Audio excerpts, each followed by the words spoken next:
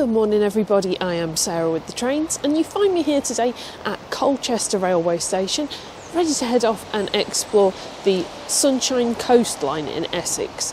The first station we're going to head off to today is one of the two termini of this line, Clacton-on-Sea. I think the train's just coming in.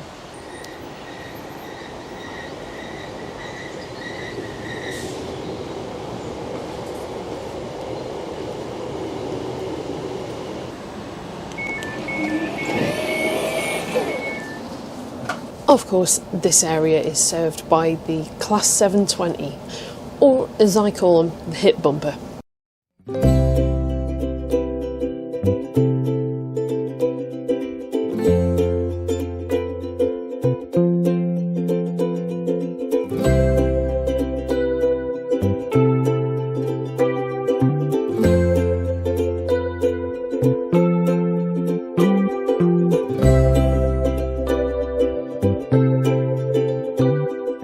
So we have made it to Clacton-on-Sea, one of the two termini of the Sunshine coastline.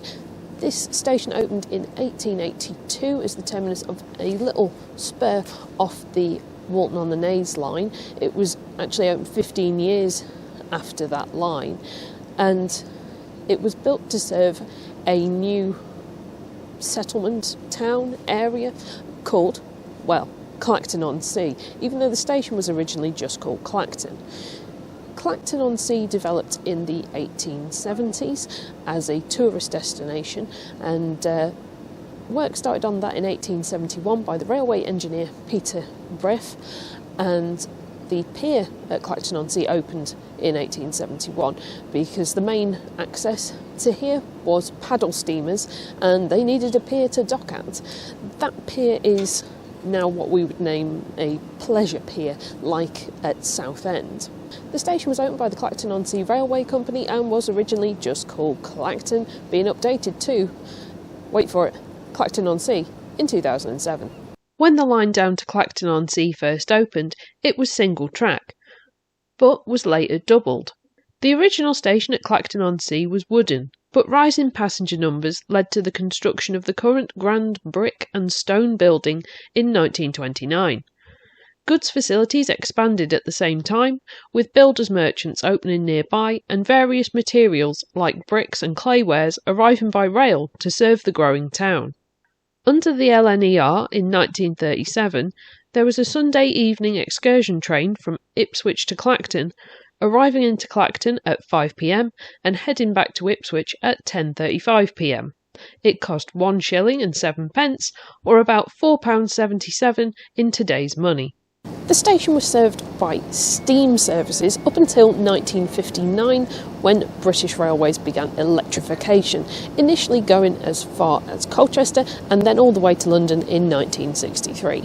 There are full platforms here, and at the end of the platforms there is a maintenance depot and sidings for the train, so you can see lots of 720s sitting in the sidings here at Clacton-on-Sea. And now it's time to head off and see what there is to see in Clacton-on-Sea. There's a very interesting sculpture here at Clacton. It's to do with the Bee Friendly Trust.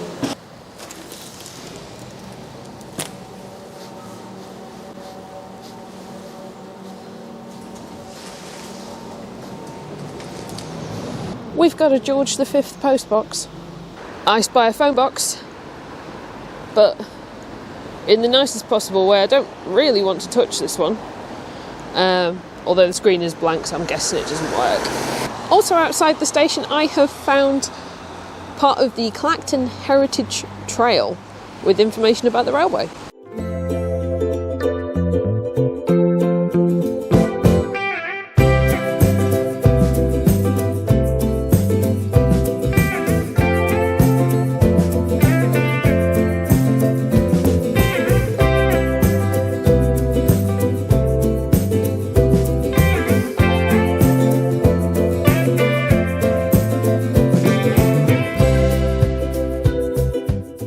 One thing's for certain, the Sunshine Coast is living up to its name of being sunny. It was absolutely pouring down with rain when I woke up in Norwich this morning, so this is a refreshing change. So I'm now back at Clacton-on-Sea station, ready to head off to my next stop of the day, which is going to be Thorpe-le-Soken. Yes, we have passed through there already to get to this terminus, but to get to the other terminus, I've got to change at Thorpe-le-Soken. Did I over-explain that? Welcome to this service for Colchester. We will be calling at Thorpe-le-Soken, Wivenhoe, Hythe and Colchester. The next stop will be Thorpe-le-Soken.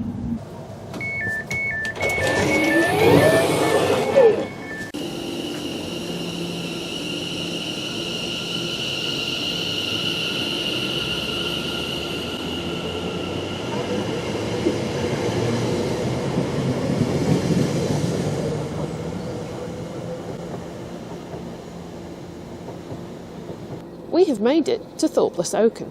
Thorpe-le-Soken was opened in 1866 by the Tendring Hundred Railway, originally just called Thorpe, being changed to Thorpe-le-Soken in 1900.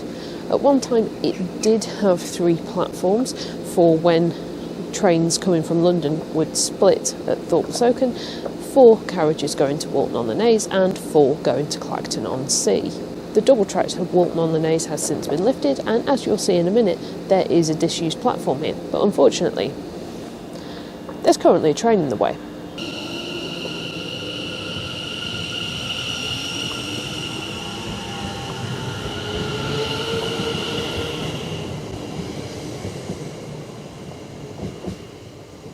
So now that Class 720 is out of the way, you can see that disused platform I mentioned. If anybody watching this is thinking that Thorpe-le-Soken seems just that bit familiar, that's because I have been here before, very briefly, to change trains. And that was when I did my 3 random stations video and I went to Kirby Cross. I'll put a shameless little link, whichever corner the links come up in, to that video so you can go and check that out if you haven't already. Now though, let's have a look round and see what's here at Thorpe-le-Soken today. So Thorpe-le-Soken has an island platform, which made changing trains really easy last time I was here. Okay, almost missed this. On the disused platform, there is an old light from the British Rail era with the station name on. Why that's still there, I'm not sure. Over on the disused side, we can see the old station building, although that does look like it's somebody's house now. So we do still have a station building on the platform, providing shelter from the elements with those canopies. And we do have some lovely old Great Eastern Railway spandrels. There is a very polite notice from Greater Anglia to apologise for no heating in the waiting rooms. So access in and out of the station is over that concrete footbridge, and we're going to have a little walk over that now to see what's on the other side of the line.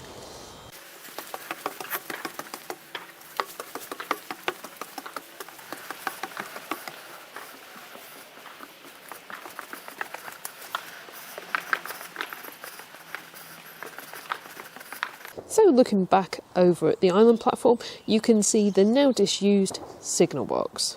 There's also a really cool information board with history of the area and of the station itself, including a possible Jack the Ripper connection for Thorpe-le-Soken. So out here we've got the ruins of some old maltings buildings. I did see these last time from the train, but I didn't get to come out and have a proper look at them. So out here we get a better look at that old station building, although the sun is making it impossible to get a really nice shot of it. It's now 2 houses by the looks of it.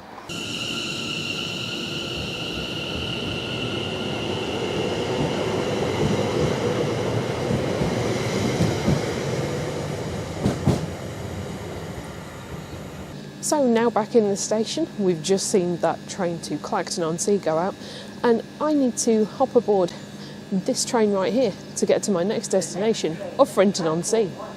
Calling at Kirby.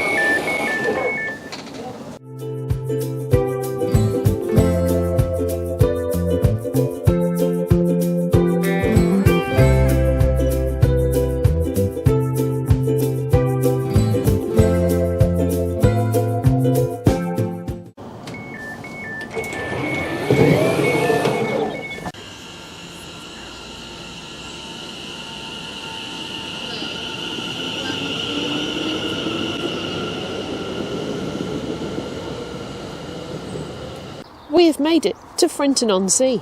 So Frinton-on-Sea was opened by the Great Eastern Railway in 1888 on a line that had been opened in 1867 to Walton-on-the-Naze by the Tendring Hundred Railway.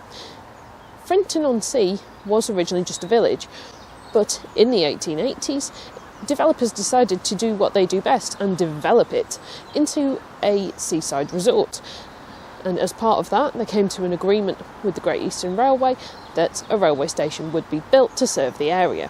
From 1929, the LNER operated a Pullman service to Walton-on-the-Naze and Frinton-on-Sea on Tuesdays, and it was known as the Eastern Bell. Unfortunately, that was withdrawn in 1939 due to the outbreak of war. Frinton has had a name change over the years. When it was first opened in 1888, it was just plain old Frinton, only being renamed to Frinton-on-Sea in 2007, the same time as when Clacton-on-Sea was changed from Clacton. As you can see from this old map, Frinton-on-Sea did have a goods yard, as well as a signal box. Frinton's signal box was attacked by a German aircraft during the Second World War, with a cannon shell tearing a hole in the signal lever. Fortunately, the signaller, a man by the name of John Bright, wasn't in the signal box at the time. Miraculously, although machine gun and cannon fire also attacked the gatehouse where John and his wife lived, they both escaped uninjured. There was a loop line at Frinton-on-Sea, which was operational until 1974. After that time, the signal box was reduced to just being a gate box for the operation of the manual level crossing gates. These gates were removed in 2009 and replaced by the automatic barriers we see today. This was in spite of objection from some locals. A group of locals did plan a protest at the level crossing on the day they were set to be removed. However, this ultimately couldn't take place as the gates had already been removed at 2 a.m. As you can see, we've only got one active platform here at Frinton. The opposite platform has had its double track lifted and is now long disused. The old concrete footbridge is still in place, although for obvious reasons this is now blocked off. Interesting thing on the information board here, apparently people used to say Harwich for the continent and Frinton for the incontinent. I can only assume that this means Frinton was seen as a destination for the elderly, maybe? There is no context provided. As you can see, we've still got the station buildings here, including the toilets, and also a little coffee shop, which unfortunately is not open at this moment in time. Heading out this way, we've got the old manually operated crossing gates, a bench for Desmond Cannon Brooks. His dates were 1908 to 1980. I wonder if the sign explains who he was.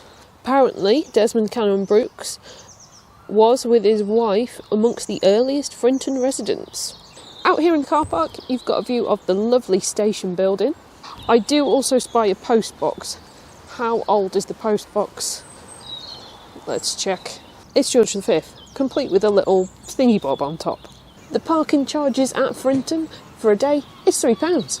We're probably going to take one of the quickest visits to the sea I've ever done, because it's about an 18-minute walk from here to the seafront, and I've only got about 40 minutes or thereabouts until the next train I need to get, but we'll see how we do.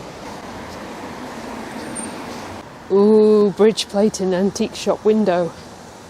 £22, that's really good. No, I have to go. They're closed anyway. I can see it, we're nearly there. Come on, I've just got into park running, I can do this. So I'm in Frinton-on-Sea, that right there is the sea, and I've got one question for you. Did you like that? Because we've got to go back to the station and get the train to Walton-on-the-Naze. I do really wish I had time to take a walk down there to the beach though. So this right here, next to the level crossing, is the old crossing keeper's cottage, and I've just found out that there is actually a railway museum in Frinton-on-Sea. A little bit sad that I didn't find out about that sooner, just because then maybe I could have organised a trip differently.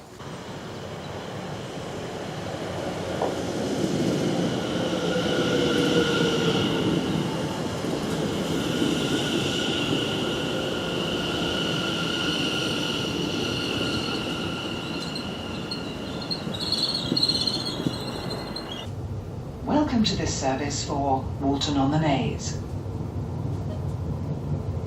We will be calling at Walton-on-the-Naze.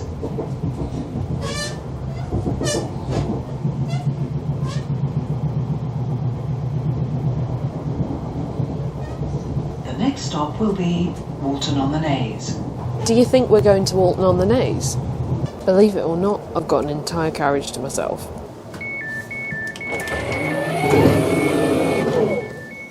We have made it to Walton-on-the-Naze.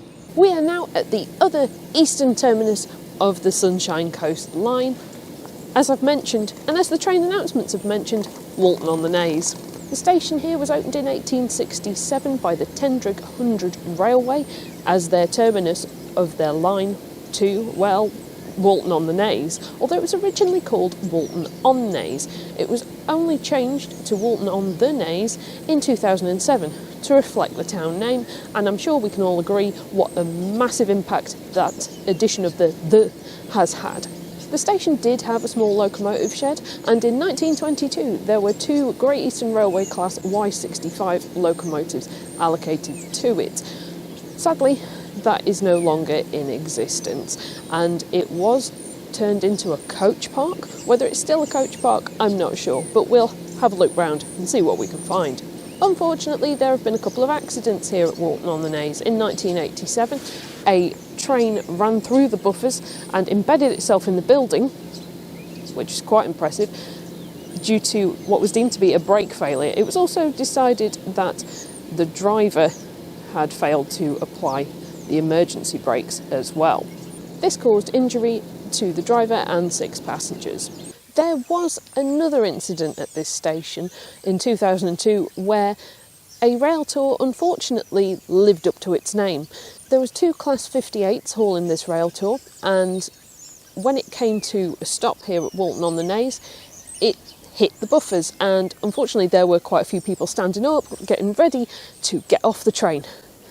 Obviously this caused people to fall over. There were 29 people with injuries and 2 with broken bones. Now, when I say it lived up to its name, it's because the door was called the Bone Breaker, because the nickname for Class 58s is Bones, and they were being taken off for scrap, so they were going to the breaker's yard. I bet people didn't bank on that when they got on the train. And I must say, that rail tour living up to its name does put me getting sunburnt arms at Burnley Arms to shame. Anyway, let's have a little look round and see what's here at Walton-on-the-Naze today, and then I think we'll have a little walk into Walton-on-the-Naze. So, as with all the stations on this section of the line, it is just single track now. We do still have this lovely canopy to keep you dry in the cold, wet weather. There we have the disused platform with some lovely artwork on it from a local youth club. Now, I'm no expert, but I don't think that locomotion ever came to Walton-on-the-Naze. And there's the aforementioned buffer stops. There is a little modern station building, but unfortunately that is closed at the moment. So this is the station yard car park. Let's have a look and see what the fees are on this. For over 4 hours, so we'll class that as the day ticket, is £7. And this is one operated by Tendring District Council, rather than the railway. It would seem that this bit is Greater Anglia. Needless to say, this car park is the location of the old goods yard and locomotive shed. So this building right here is called the Great Eastern Court and is a residential building. But if that isn't an old GER station building, I'll be a monkey's uncle. Or aunt. To the coast? That's exactly where I want to go. So we've got the beach that way, but also Pier, Beach and Town Centre this way. I think we'll head this way because I want to see the pier.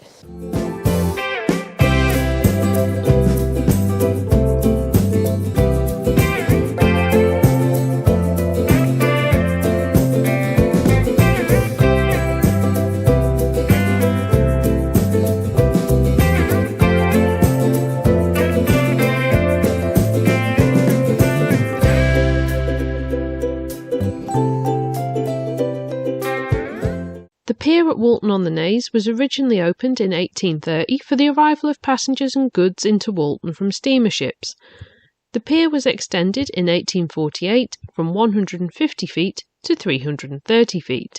Sadly, this pier was washed out to sea during a severe storm, and another pier, this time measuring 530 feet, was built by Peter Brough for the Walton Pier and Hotel Company in the 1870s. This second pier was extended by the Coastal Development Company to 2,610 feet in 1898, as the lack of water at the pier head meant that passengers were having to be transferred to small boats to come ashore. The pier carried a single-line electric tramway. This was replaced in 1935 by a battery-powered carriage. Sadly, the pier and the battery-powered carriage were damaged by a fire in 1942. The pier was rebuilt following the Second World War and reopened in the summer of 1948. The battery carriage was replaced by a diesel locomotive, and the train continued carrying passengers into the 1970s when the pier railway ceased operation. I've been to Clacton and Frinton-on-Sea, and it's been quite busy, to be honest. But to be standing on the pier at Walton-on-the-Naze, and with the exception of some of the birds, is just so peaceful. I could stay here for hours probably, although it is rather cold because it's January. Walton-on-the-Naze gets my seal of approval. So I am now back at Walton-on-the-Naze station, and this is where I must leave you. I really hope you've enjoyed this video. If you have, please do click like, drop a comment, all that usual stuff, and I will see you all next time for another railway adventure. Bye! As always, an extra special thank you to all of my patrons and channel members, as well as everybody who donates to me on Ko-fi. You really do keep the channel going and make journeys like this possible.